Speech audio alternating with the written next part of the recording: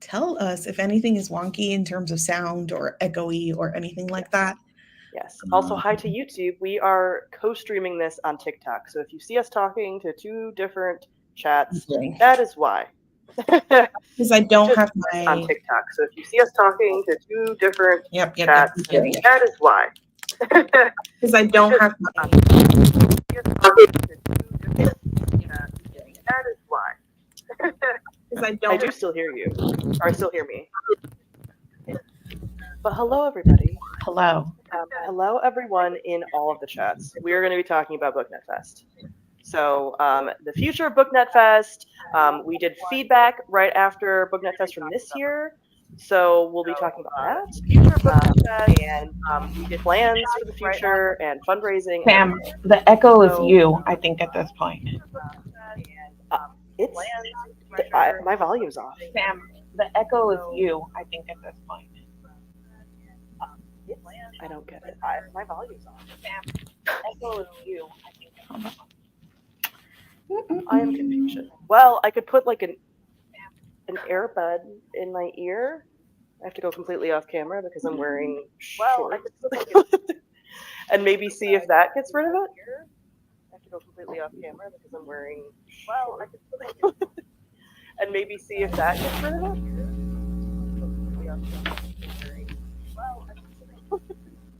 And maybe see if that gets rid of it. Let's see what that does spiritually and emotionally for us.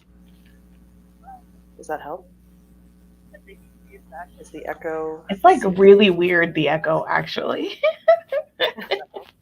Uh-huh. It's like a delayed. It's like a delayed echo. Weird, the echo, actually. Sorry to everyone that's watching us work through this in real time on not one, not two, but three platforms. I think it worked. I think is the echo gone?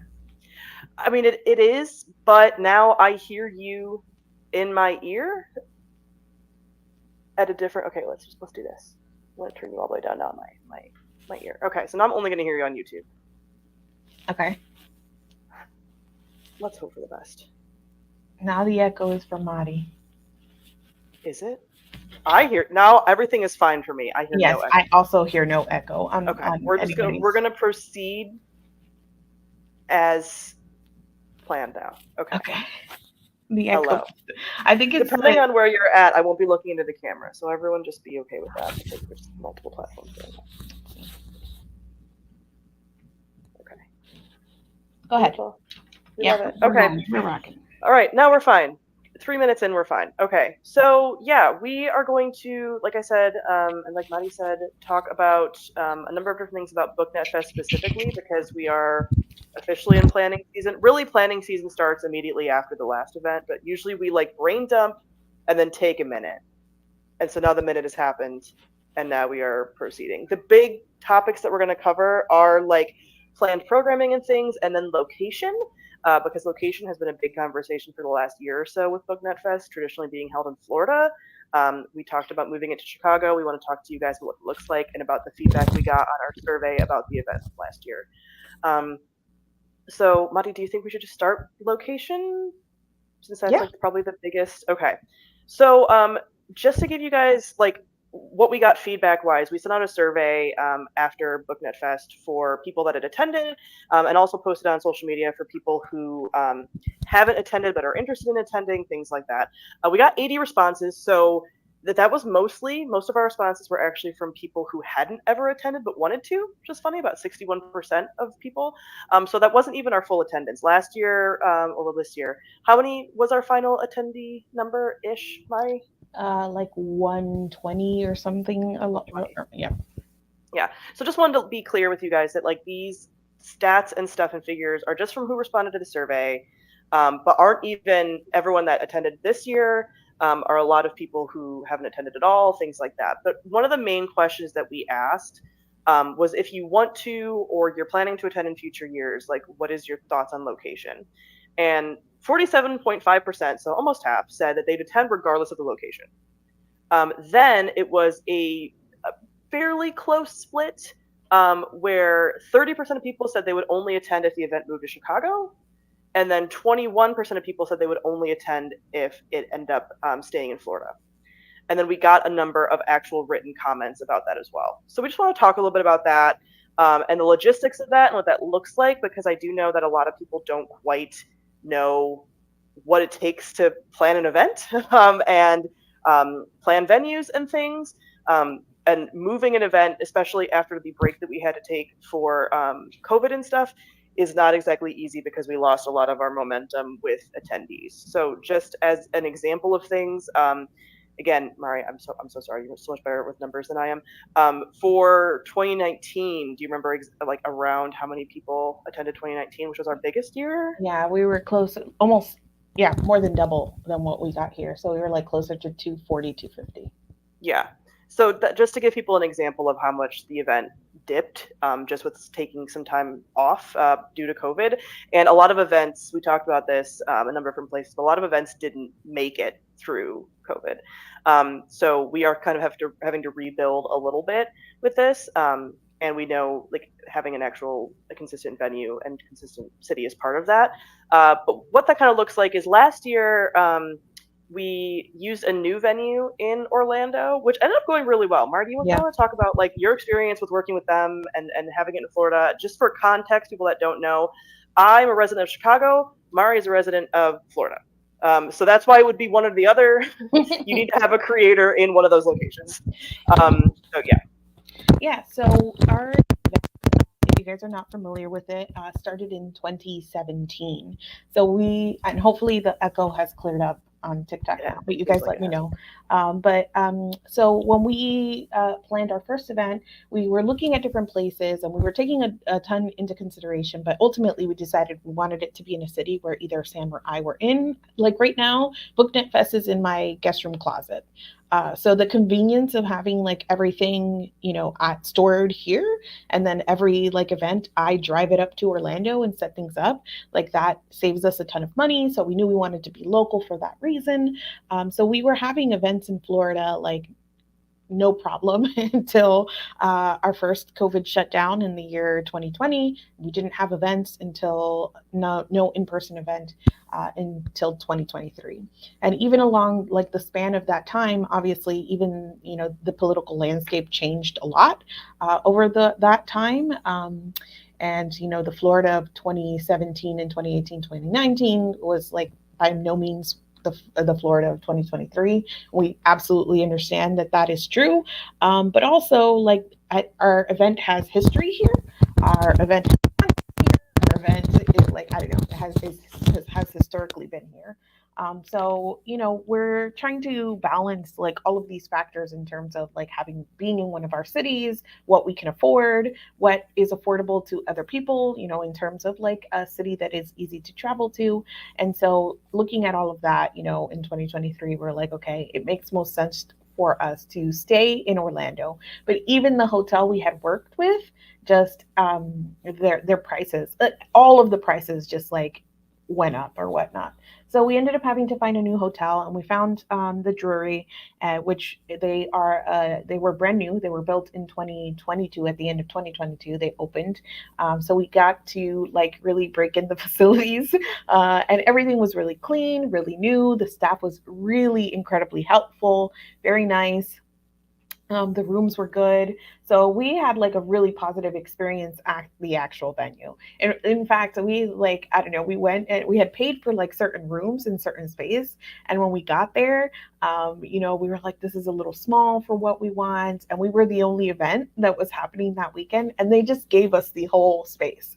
They're like, okay, you can take this room and this room. So we had such a wonderful space at the actual event, and everybody was so helpful. And like by the end, by the time we were dancing at prom, we were like making friends. Like all of our besties who were the event staff were like hanging out, laughing with us or whatever. So from that perspective, we had a really good experience at the Drury in 2023. So Yeah.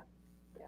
And another thing to keep in mind with like this is, so we had a number of different comments written out in the survey that are, sort of conflicting as far as people that had a strong opinion about one or the other city. And so both sort of wanted to address. So They kind of tie together. So a lot of people who attended that live in Florida, a lot of our attendees this year were like Florida residents. Our keynote speaker was part of the remind me of the acronym, Mari, part of the like coalition for basically banned books. It's okay if you don't remember it off the top of your head either, but basically she is one of the people working within Florida schools on fighting banned books and like Florida literacy and things like that. So she talked at length, and a lot of our other attendees sort of mentioned this, that like now is not the time to completely abandon Florida. People that are not conservative and are not homophobic and are not transphobic and all these things still live in Florida. One of our co-creators is all of those things and lives in Florida, right? So we have this idea of like, okay, you don't want to abandon conservative states to just fall into the ocean, basically.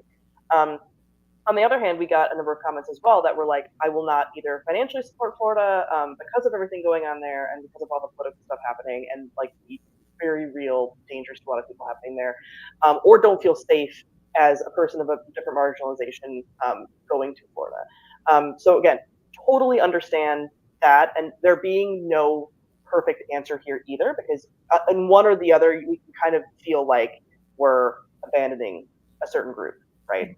Whether it's people in Florida or whether it's people who feel like they can't attend in Florida. What I will say, and this is not to try to convince anyone that they need to go to Florida, but that since we are in Orlando and like basically Disney adjacent, Disney is the biggest pain in the ass to anything politically happening in Florida. So although Disney has its own issues, if you're going to be anywhere, Orlando is going to be like the safest place to be. From this perspective of like Chicago versus Orlando, they are both blue islands in red states. So that's what's happening in both of those places. So yeah, and like Sam said, this is by no means trying to convince anybody who doesn't feel comfortable like traveling to Florida to do so, or traveling to Chicago for whatever reason to do so, but just trying to give you like a peek behind the scenes of like what goes into the decision making process for us, especially when we're talking about something like location. So yeah, it's really hard. And regardless whether it's location or date or whatnot, like obviously our goal is that we want as many people to be there as possible, but every single like decision we make, like I don't know, some people fall off, right? We can't incorporate everybody. But yeah, that's a shame. Like I said, we want to like incorporate as many people as possible. We want you guys to be there, but these are kind of like the factors that we're considering. Yeah. So just keeping in mind when there is like feedback given about the event that we're listening, and it isn't one of those like, oh well, we ignored one group in favor of the other. Like no, we're trying to plan, and trying to make it as like collaborative and trying to include as many people as possible. So just for context behind some of this, trying to move the event. Even before this year's event, even before the event in 2023, we were already looking at Chicago. So we've been talking about this for a while, and even pre all the things happening in Florida, we were talking about potentially moving it just because of like hurricanes. Yes. So even like natural disasters were also a factor. So this has always been a thing of like Florida, even before everything politically was happening. So we've been talking about this, and so now me living in Chicago opened up an opportunity for me to like look into this a little bit more and just know logistics, and having now attended events in Chicago and being familiar with venues, etc. So before we even had this year's event, I was already reaching out to hotels to essentially silence. So what our hope was that, hey, at this year's event, let's get Chicago lined up for 2024 so that we can announce Chicago 2024. That has not happened because Chicago currently, there was about a month ago, there was an article that came out that said Chicago has had its highest number of like hotel rentals and travel since pre-COVID numbers, basically. So that means like hotels are getting booked, events are coming back, and events are booking up hotels. That's putting Chicago event venues in a pretty good spot to where they don't want to say yes to everyone because they are now the thing being competed over. So even before this, small events have a really hard time finding venue space because it's not worth it to venues. So for a hotel, we're not only trying to get the space and paying for the space, keep in mind that we also have a room like requirement basically as far as how many rooms a hotel wants us to book for the weekend. That looks different depending on the venue. Traditionally in Florida, we've been able to book by like total nights for the entire event. In Chicago, they were trying to get us to commit to a certain amount of nights each night, basically. which is really hard to commit to as a nonprofit event that is already in the red. We'll talk about that a little bit more as far as fundraising and stuff. Last year kind of created a dent in our own wallets. And not knowing how many people are going to follow us to Chicago, right? Because last year it was mostly Florida people. So if some people are saying we cannot attend, and a lot of people that are saying that they want it in a certain venue also haven't attended yet, or just kind of like what ifs, it's really hard for us to plan based on not knowing for a new city as well. So it's been really hard. The venues that have even responded have either been we're too big for you, we can't accommodate your smaller numbers, or have not responded at all, have improperly read event proposals we have to submit to do this whole submission process, things like that. So I'm still working on Chicago, but what we've kind of decided and what we're going to sort of work on is like barring something happening within the next month or so, we want to have a date set so that you guys can start making plans for next year. So what will likely end up happening is Florida again for 2024 and then Chicago for 2025, because maybe with that much lead time and a little bit more being able to say, here are what our numbers are for this year, venues might be slightly more interested. But yeah, we are mostly looking in Chicago. Here on YouTube, I got a question about any particular spot in Chicago, looking mostly downtown. Yeah, looking mostly downtown for ease of access. We've attended other events in the past, and it actually is like quite fun to be close to other stuff to do outside of the event. So we would love that to be possible. Downtown Chicago is beautiful and has a ton of stuff, and that would be great. So there are so many hotels in downtown Chicago. I have considered asking hotels around O'Hare Airport. However, that is also a dead zone for anything else. And not even as close to cool things as like the Orlando venue is. Like the Orlando venue, you can walk to Disney Springs. There's a pool and things. Some of these venues might not even have pools, and it's just like a conference center by O'Hare Airport, which would be pretty boring. So don't necessarily want to switch to that, even if we could, which I don't even know if that's possible. So yeah, mostly looking for downtown. And also, for people who aren't familiar with Chicago as how it's set up, there aren't really hotels in the neighborhoods. Hotels really are centered either downtown or like by the airports. So kind of limited as far as that. It's not like there is, like I've tried to see if there's a space in some of the various neighborhoods around Chicago, and there's not hotels there because people stay downtown. So. Yep. So that's the plan, or that's what it's looking like at least now. Is that we'll be back in Florida for 2024, and then trying Chicago for 2025. And I feel like, and correct me if I'm wrong, Sam, like future us kind of bounces around from location. Just Yeah. to, understanding that some people might find it easier to go get to one place versus the other. So Mm-hmm. just kind of, being able to say, okay, one year we're here, another we might go back. So that way we can really capture as big an audience as possible. And I Yeah. know people are going to be like, West Coast, the dream. Yeah. Haha. Ha ha ha ha. The fact that I've been to like the West Coast twice in my life too, like I think people don't necessarily realize like how hard it is to plan an event when you live in the actual city or live in the area. Planning something far like that, I don't even know how we do it. We'd almost have to have another team member that like lives in that area. Yeah. So if you guys want to offer that for like 2027, cool. I don't know if it's going to happen anytime soon. Nicole did ask, are you leaving Florida because of politics? I think that distills it down way more simply than what we're kind of getting at. There's a number of reasons why we wanted to kind of venture away from Florida, like I just mentioned earlier. Pre-COVID, every single event that we had from 2017 up to 2019, there was either a hurricane before or after. So we have been a little bit like about Florida for a minute anyway. And then post-COVID, obviously, Florida political situation has felt and is very unsafe for some people, right?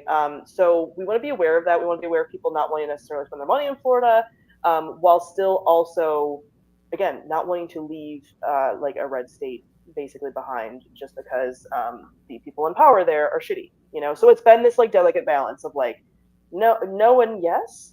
I don't know. Mara, you have kind of additional thoughts on that exactly, but like we want to be mindful of the fact that we have an audience that is fairly split on this. Yeah. On like some people really wanting us to stay in Florida and some people really wanting us to leave. Yeah. And both are valid. Yeah. And I think that in general, just because, I don't know, we don't know what any year is going to bring. Like we don't know, we could, have a contract for next year and then something else blows up or, things calm down. we never know. I think it has always been our plan to diversify a little in terms of location and to have other places that this event eventually goes. So that has always been a dream of ours or a plan of ours. And I feel like there have been a number of factors that have like continued to push us in that direction. And one of them is the politics. Mm-hmm. So I got a question over on TikTok Live and it says, is there an event website to keep up to date? And there is. It's booknetfest.com. And we're also on TikTok. So you can follow our Yes. account on TikTok as well. BookNet Fest. Yeah. So speaking of logistics over on YouTube, are you hoping to keep around the same dates? That would help with consistency. And yes. So we did on the survey ask people when they would mostly want it to be, and most people said like early summer, late spring. And since we, again, because of hurricanes, Mhm. we initially were like, we wanted to move out of hurricane season because for a while there we were in the fall all the time. That was when hurricane season was really ramping up. And so we were always having hurricanes to think about. So we moved it this year more into like that spring, early summer time period. And so we're going to continue that. So we are looking at, again, we don't have a set contract yet, but late May, early June at the latest for 2024, which again, we're hoping in the next month to have a concrete date and being able to fully say what the location is. So again, on YouTube, currently is it up in the air where BookNet Fest will be next year? Yes, slash like 90% Florida, based on what Chicago's making it impossible. Like we could say Chicago all we want, and if a venue will not say yes to us, it's not going to be Chicago. So we also are aware of logistically, and Mari can talk about this a little bit more too, as the person mostly in charge of the getting panelists and stuff. We had a lot of consistent attendees from previous years that couldn't attend this year because when at the beginning of the year when we were starting to really ramp everything up for this year, they were like, we already booked our travel, we can't make it. We would love to, but things are already booked. So in the interest of making sure that we're giving people enough time to plan, attendees, panelists, whatever, we want to be able to announce the date as soon as possible. And Florida probably allows for that, like slightly more possible for this year. And again, since Chicago is putting up all the barriers to getting us here right now, that looks like what it's going to be. But we will know, I would say by like end of September, for sure, like with actual dates and stuff, and hopefully like a contract in place.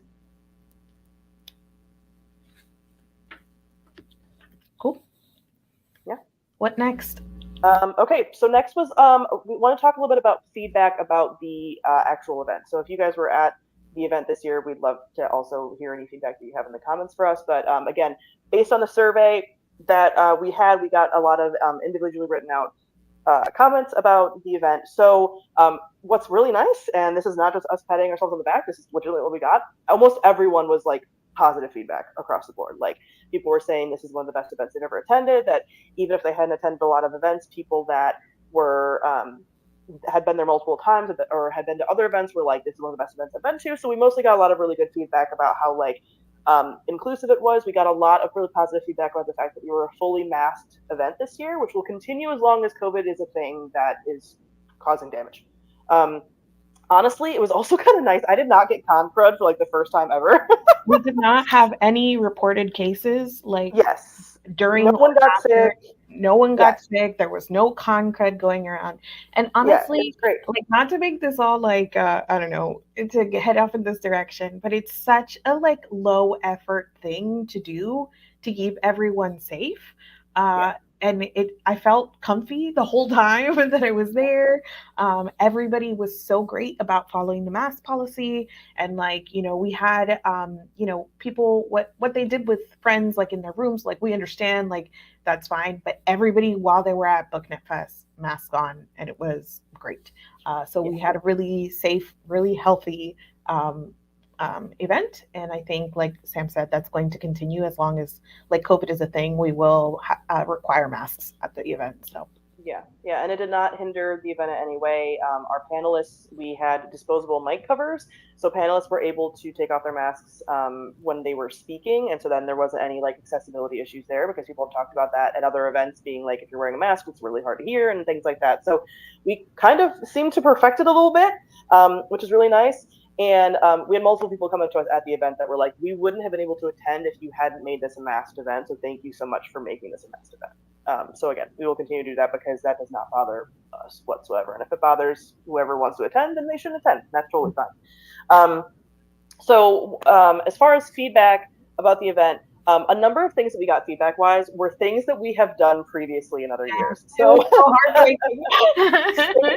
It was very like some of it was like, is this like someone who's been at previous years and just wants to see this back, or are some people suggesting things that they think that we haven't thought of? What's very funny with BookNet Fest and feedback is we have two people here who hyperfixate on things, and so like usually when we get feedback, we're like, we know we want to do that too. Like it's not like no one was really ever sending like no, I don't think any of these are new ideas. These are all things that like we are also thinking about too, which is why we're addressing them here. So one of them being that a lot of people said they would have liked more discussions or smaller group things or like social things that are set up, things like that. So that is again something that we had at the peak of the event, really in like 2018 and 2019.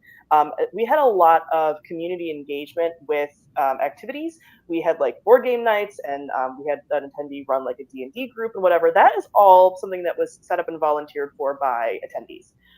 So we want to continue that because we have so much on our plates already from like logistics and venue and everything else, that also planning social stuff for people on top of it is like prom is what we got. So those kinds of things, we would love to have more of those community things, and that is very much community led because we've always considered BookNet Fest to be a very community led event. Second part is like a lot of these discussions sound like something we would have in workshops, and we have previously had workshops in the past. So the thing with schedule is, so we had some people saying that they would have liked to have alternatives to panels. What we ran into in the past is we used to also have that as far as like workshops and panels running at the same time, but then you're pulling attendees that want to do both. And so people also gave us feedback in the past for, we don't want to have things running at the same time.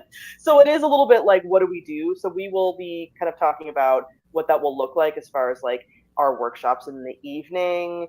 Our workshop's going to be opposite panels, what that looks like. But we do want to bring back more of like a workshop, smaller round table-y type discussions. This year we had the book club that Mari did for Fourth Wing, bless your heart. And that seemed to go really well. That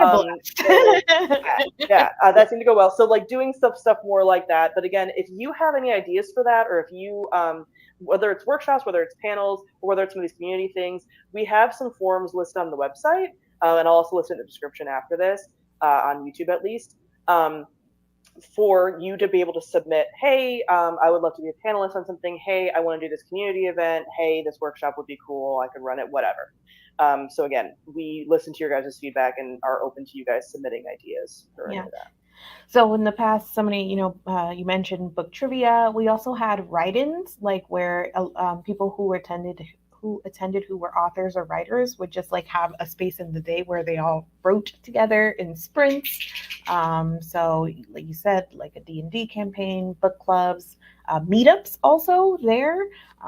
When it makes sense, when we have enough people that it makes sense to have like little individualized meetups where it was 120 of us, like you meet everyone.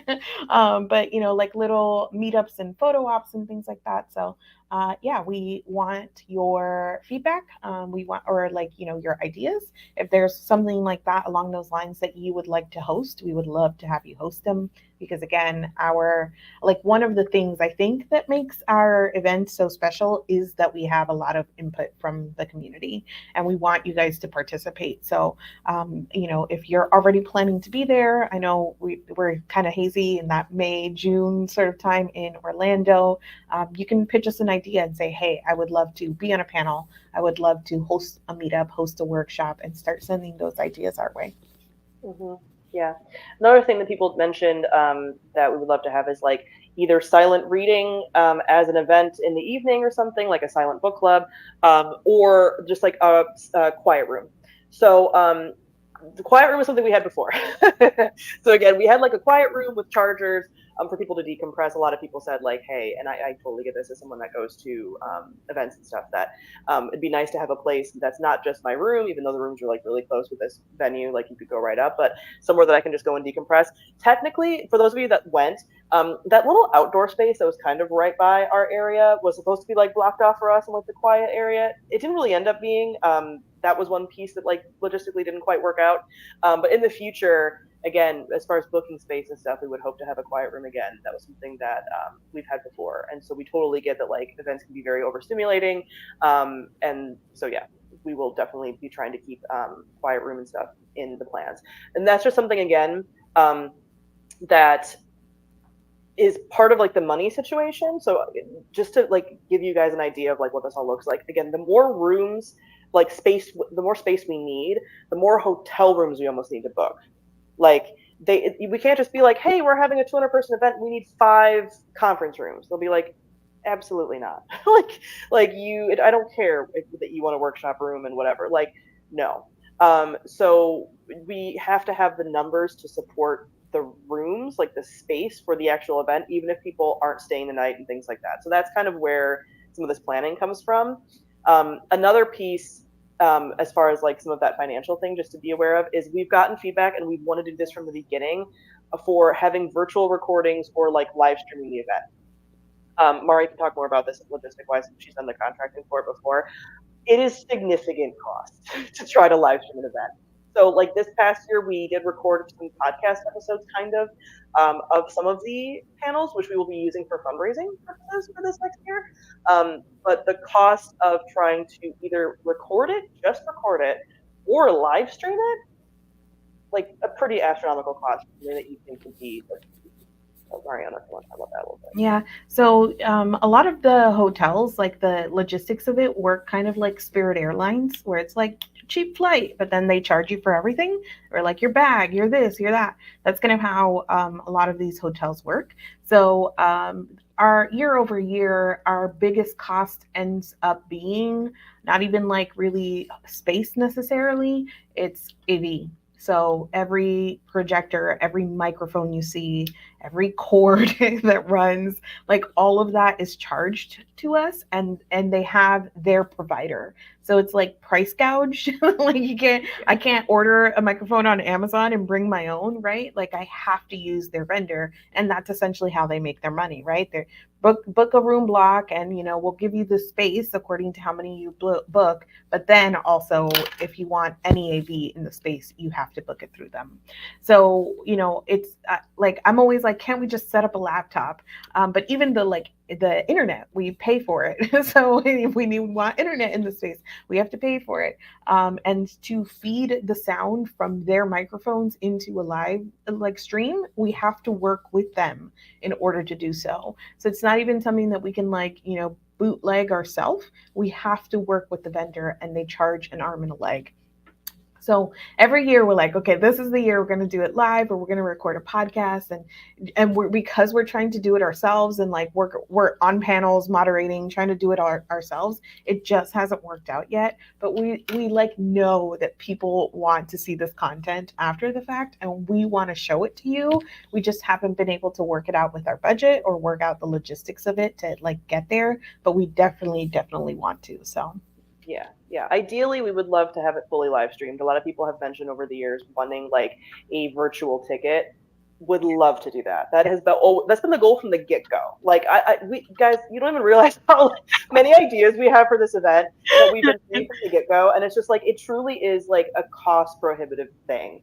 Again, yeah, AV costs thousands and thousands of dollars. Like when we're saying it's cost prohibitive, it's not like like a few hundred. No, we're talking like multiple grand when we're doing this. So yeah, and even like this year, the AV guy was great, but he came and he sat all day and like hooked up our microphones and then sat. I mean, he was there. He was on call for us. We didn't need him, but like that's what we're having to pay for, and we have to pay for that when we're doing AV. And yeah, and internet bundles are like super expensive, and we would need that for the live streaming. So keeping that in mind, that if you want to see that, we would love to see that too. And so part of that is some of the fundraising stuff, as far as committing to a ticket ASAP if you are able to attend once we announce place and date. We also have a GoFundMe that is listed in the description on YouTube. It's also, I'm not sure about you, Mari, but it's in my link tree on TikTok and stuff. Yeah, so both of our TikToks have link tree information for BookNet Fest, as far as like, again, all those forms for wanting to volunteer things or community events or whatever, plus the fundraiser. So if you would like to help us out for the future, that'd be fantastic. And like that, what's so frustrating for us is as of 2019, we were fully paying for like the next year's event with like the previous year's money. So we got into a place where like event planning, like that is really good. Like you're able to do more and expand. And then 2020 just like cut into all of that. And this previous year, we actually had to like put our own money up because we weren't able to book enough of those hotel rooms. So we have never had to do that before as far as like personally invest. So if one, you want to help us get our money back, and two, like help for future years, because if we keep having to do that, we would have to stop the event. Like we both are not in financial situations where we can just like, you know, bankroll this event. It is expensive enough that we could never do that. So keeping that in mind for if this is an event that you would like to see moving forward, fundraising is a big part of that. In addition to um, that all of that fundraising and stuff. We are also like trying to locate grants and things. We have someone that attended last year that wants to help with grant writing, things like that. So that is going to be a part of this as well. So it's not just you guys know that, but every little bit helps. And Mari, do you want to talk a little bit about like our event and what makes it special and Yeah. all those things? Yeah, I love talking about that. I think it's so funny because obviously, like, over the past couple of years, I've been on Book Talk, also in addition to BookTube, and I that's been really interesting because previous years we were kind of pulling from our BookTube audience and Instagram a little bit, people who follow us on there, and then like I came over to Book Talk and I was like, okay, cool, like I want Book Talk to come too, but it was still, I guess. I joined Book Talk mid pandemic.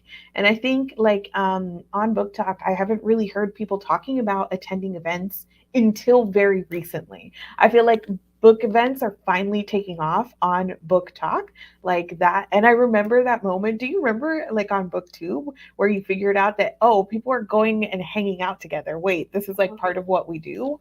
And that was like really exciting. And Sam and I won't both went through that. We've been to like Y'all Fest. We went to BookCon and BEA. I've been to VidCon. We've been to all kinds of events around books and bookish communities, author signings. You've been to what is it, Boston Teen Author Fest. Yes. Yeah. So all kinds of things in terms of bookish events, and our thing was always like my priority when I go to a bookish event is not to meet authors or to have fan interactions with authors. Like I want authors as part of the conversation. I love a signed book as much as the next girl, but that is not like the totality of what I want from an event. Is just me acting as a fan toward an author, if that makes sense. Like I wanted a place where we could, like, the whole thing was that we're all readers, and the whole thing is that we're all creators and we're making things online. So that was really the focus of BookNet Fest always, is that like you're a reader, you're a reviewer, you're a content creator, you're a writer. We're all part of this community together and we're here in conversation, right? So a lot of the like sort of fanny behavior that we saw at other events is not present at ours because everybody here is equal. A lot of like the like arc sort of lust if you can call it that, that is present at other events. Like we have books for sure, like books are a huge part of what we do, and there's all kinds of trades and signings and deals, but that isn't like the main thing that we do, right? Our event is very content focused, it's very conversation focused, it's very community focused, and I think that you really feel it. Like I always, when I'm talking about it in retrospect, I feel like it feels really like hokey to be like, no, you guys don't understand. Like the atmosphere of it all, like the community of it all, how warm and inviting it feels, like how that is like the best part of it to me, is like being able to go and feel like, oh, okay, this is my community. But that's like what we're actively striving to sort of create and foster. So Yeah, for sure. And yeah, like obviously us talking about the event, it feels like, well, you guys are biased, but like truly ask someone that's gone before. Like look up, like there's been blogs and things and people made TikToks and whatever this year. And we had people that have like giant platforms, like either on TikTok or on like YouTube or whatever, that have been and said too that they're like, I so appreciate that this is like everyone's on equal footing here. Like, I'm not feeling like I'm separated from the authors or other people that don't have as big of a platform are separated from me. Like, it is all one big thing, and everyone is like cool and hanging out. And the thing too is like, obviously a lot of people that attend this event and that are a part of book communities are more introverted, right? That's Yes. why we mentioned the quiet space and whatever. But like, people end up like talking and making friends because you're talking about things that you all enjoy and that we all enjoy. And so I have never gotten any feedback from people that was like, oh well, it was like super clicky and like we couldn't, I couldn't talk to anybody. It's like, no, we have things like meet and greets and like icebreakery things, and again having some of these community events. That by prom, like everyone was hanging out on prom and like dancing together and taking photos, and we had a photo booth and like all this stuff. And the prom is at the very end of the event. So yeah, like again, we're biased, but also like we set out to create a specific thing, and we knew what we were creating, and we wanted it to be like a positive experience, inviting, not clicky, not about platform size or what platform you have, not about just authors or anything like that. But really being about like the entire community as a whole. So we did also get some like feedback on that from someone. Our one only borderline comment that we probably got in the feedback, where someone said that they wanted to see more experts on panels on these topics, and to that we say we do have experts on the panels. As far as like, this is mostly people's subjective experience, and this is an event for readers. So who is the expert here? And also questioning the fact that like we end up having a lot of women or non-male identifying people and people of color on every one of our panels. And so there is a little bit of like a side eye to that comment a little bit, as far as this is not, why are you saying that this person is not an expert in what they're talking about?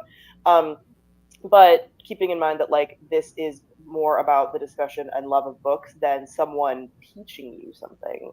If you learn something from BookNet Fest, which a lot of people say they do, that's great, that's a perk. But this is more about the community building than anything else, and we do strive to have those like more than just the 101 level conversations. But it's not because we have quote unquote experts. Honestly, I wouldn't even know what an expert would look like in that case. Somebody on my TikTok live is saying, that clicky is kind of their biggest anxiety, and Mm-hmm. it makes me think like when I went to like my first, well, maybe it wasn't my first. I had gone to Y'all Fest with you guys, obviously, and so like that was like a built-in friend group. But even then, I feel like we were like coming in and like encountering like clicky behavior. But I Mm-hmm. remember being at VidCon, and there was like a really strong. It was like when VidCon was still like serving niche communities, so there was a really big booktube contingent there, and like trying to walk up to people and like introduce myself and engage like people I had recognized and felt like we were kind of we were in the same community according to me, right? But this is me having like 1,000 subscribers on YouTube and them, having 100,000, and the like reception that I received was so I don't know, off-putting. Very much them like looking at me like I was a fan and I was trying to intrude on there, and not like I was a community member. And I was a grown-ass adult at that point too, so I was like, okay, first of all, you're a child, you're younger than I am. So, like, I don't like this interaction at all, and that was part of what I was like. I this is not like an event that is serving me, and any event that like my dream event would take that away as much as possible. Obviously you can't control people's behavior, but we wanted to create an atmosphere where it felt like everybody was on the same footing, right? There was like access to people, and there was like this understanding of the behavior between people, and where we were creating opportunities for people to connect, where you could start conversations with like all of the attendees and be able to find somebody who had similar interests. I mean, we all love reading here, but you start getting into the niche of like, oh, you're a horror reader, so am I, and like facilitating that connection as well. So Yeah, and even being really intentional about the people that we do invite to be panelists. Like, we have been that way from the beginning, and Amari and I have been doing this for like, I mean, I'm at like 9 years. I don't know how long Amari is as far as timetable, but like over 5 for both of us. So like, we know community members, obviously a little bit newer to TikTok, but like still we know people. So there have been people over the years that people have been like, I would like to see this person, but we know how their behavior is at events, and so we don't invite them.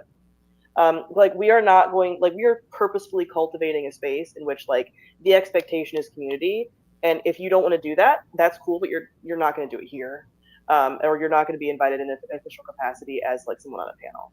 If that's not something that you're able to do, and if you compartmentalize a little bit more, that's totally fine. That's on you. That's your boundary. But like that's not what we're doing here. So yeah, like Jennifer was saying that this year it was so easy to talk to panelists. Like I loved it because yeah, it wasn't this like okay, everyone's rushing off the stage and like there, you know, yes, if someone had to go to another panel, but we didn't really schedule it like that, hopefully. But like it was, you had the opportunity to like follow up on like, oh, you talked about this thing. I want to give you this book recommendation or whatever. Instead of it just being this like fully separated, like there's panelists and then there's attendees. It's like everyone's an attendee, whether you're a panelist or not. Yeah. And one of the things when we talk about like the diversity at our event, so again, me, my experience sitting at events, right? I was sitting listening to these panels and I would be like itching to say something. And I would be thinking to myself, like, I can do that. Like, I could be on that panel. I could be talking, like, I have things to say. But obviously, like at most events that you have, you're looking at the panels and it's like people who are drawing audiences, right?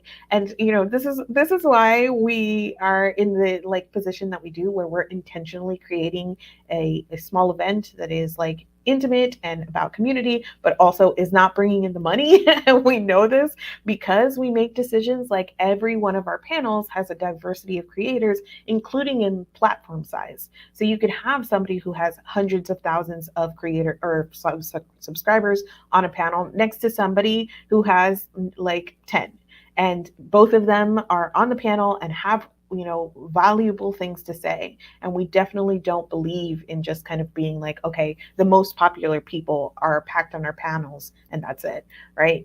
So that's part of like we've already pitched. We have the programming proposal form. So if you are one of those people that's like, that's me, like I want to be on a panel, I have things to say, like please let us know your ideas. We're always looking for people who want to participate.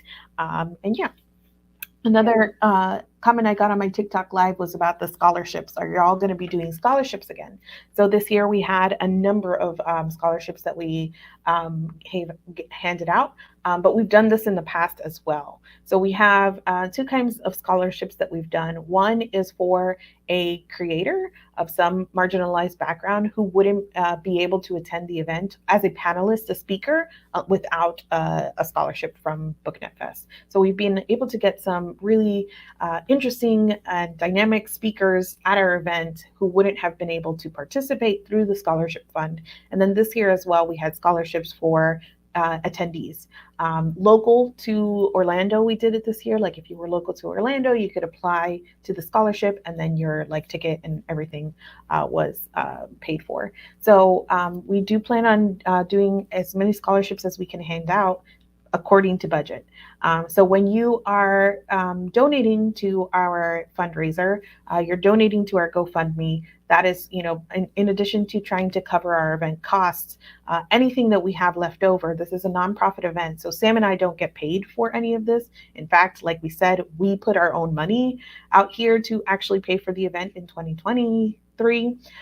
So, we're not making money. Any money that we have over budget either gets invested into next year's event or goes towards these scholarships so that people who could not attend otherwise might be able to attend. So yeah, so when you're thinking about like, oh, maybe I can't go or I can go and I still want to contribute to the GoFundMe, like it is for a plethora, like basically everything we've talked about and some would be what you're helping out. So that allows us to, again, continue to expand the event and continue to have a variety of different people there.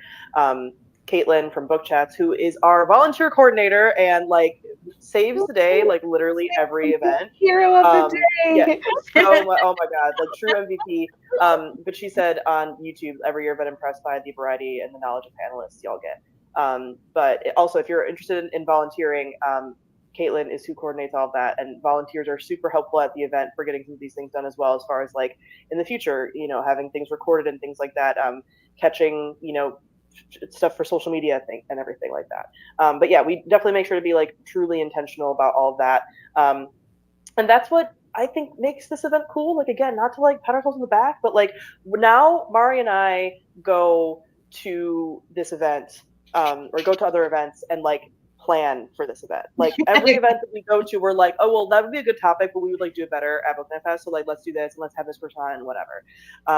So yeah, that's part of it too. Like ever since we've started planning this event, we've become like event planners as an identity, and like that becomes a thing. And what's so nice about this, like I talked about this this year, as far as like burnout, and I've experienced a lot of burnout as far as a creator.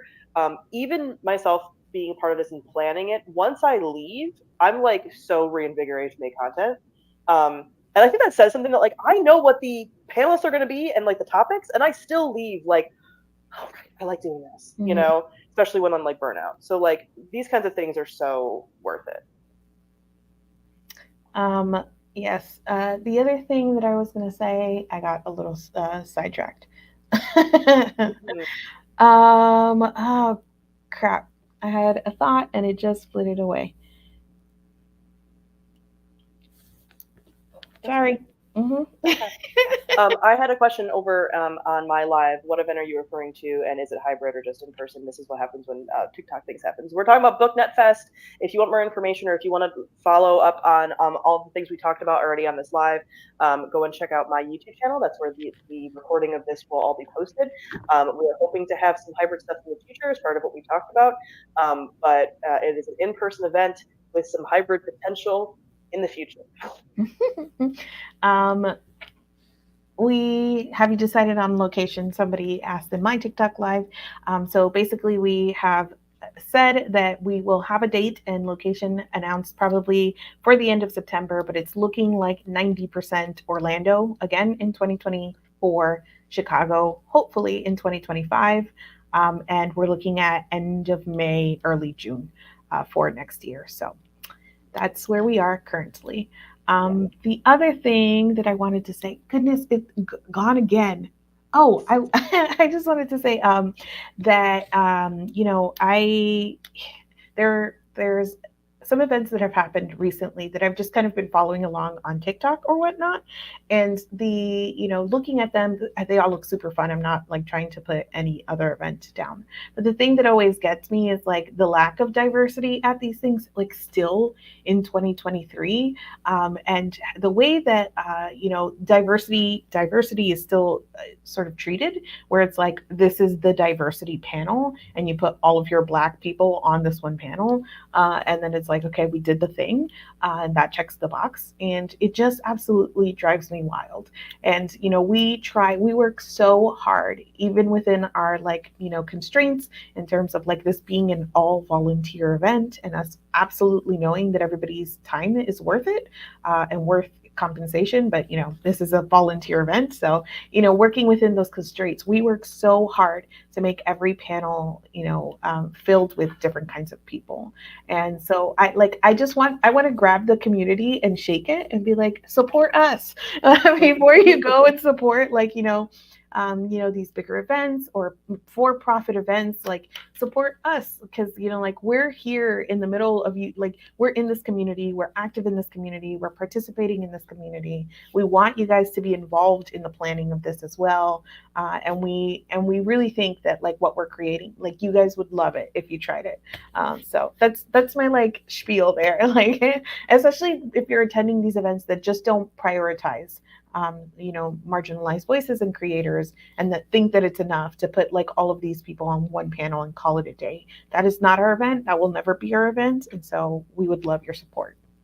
Yeah. In fact, we like openly mock the events that do that, and we have like satire. We have like plans for satire panels about that, just because it is like it's so like funny, not funny, haha, funny, weird, that this is still happening in 2023 and beyond, as far as like how some panels and how some events go.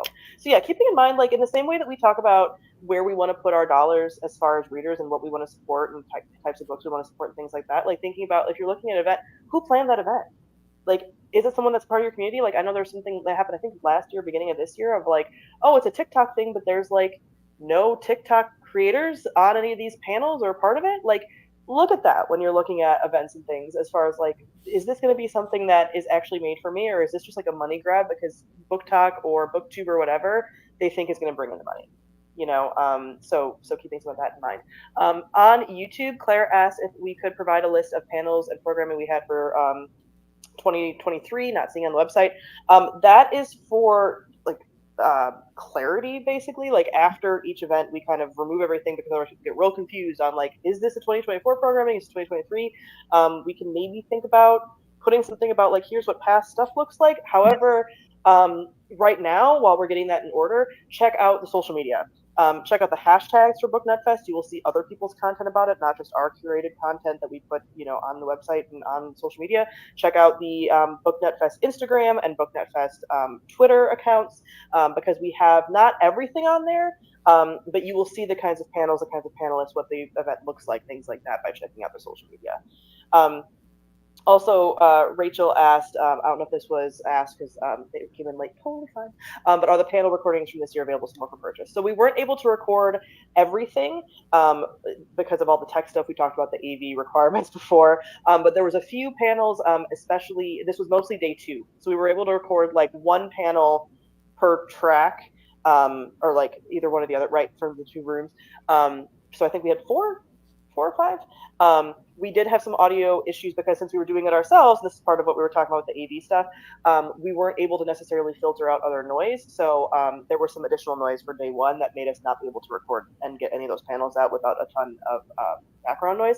But for day 2, we were able to kind of change some of that around and record some things. So that will be available for fundraising purposes in connection to the like GoFundMe's and stuff, if you want to listen to some of those. Cool. Right. Anything else you had? I think that's it for me. If anyone wants to drop any last minute questions on any, if you're on TikTok, my TikTok, Mari's TikTok, whatever, if you have any questions. So yeah, so Malka asked, I want to be a panelist or even just an attendee next year, but will it be over a weekend? Yes, we have it on the weekends. It's always been a weekend event. Usually it's a Friday, Saturday situation. Again, that's because of the event and things like that, and also because we tend to want to have like a social prom thing, so we don't want that on a Sunday night. So usually we have a full day Friday, Saturday. Friday, Saturday, yes. That's what that looks like. So one weekday, one weekend day. Yes. All right.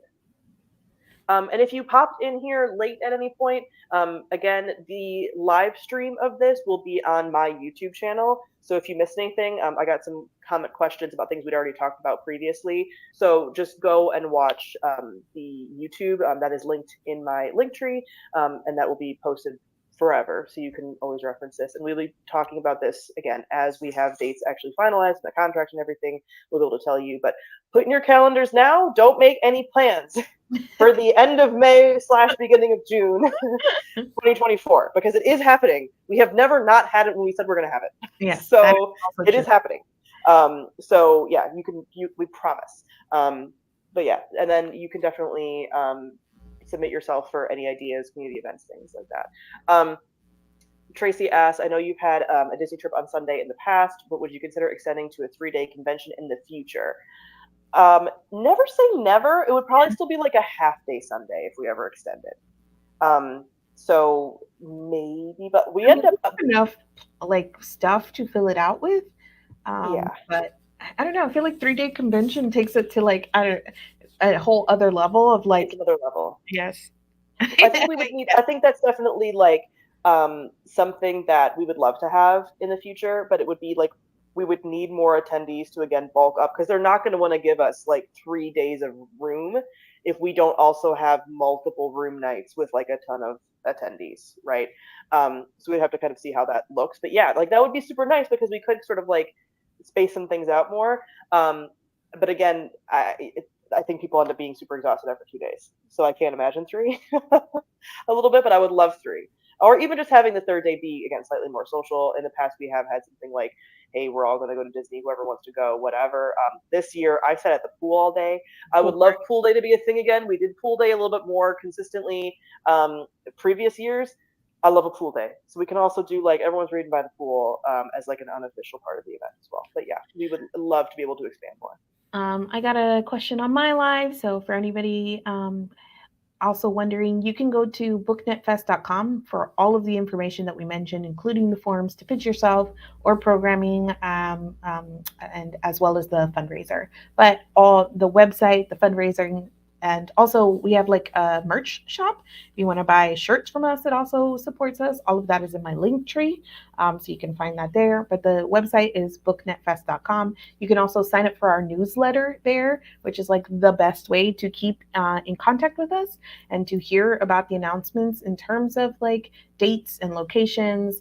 From dates out into the event, we're sending at least a monthly update in terms of like, here's what's going on.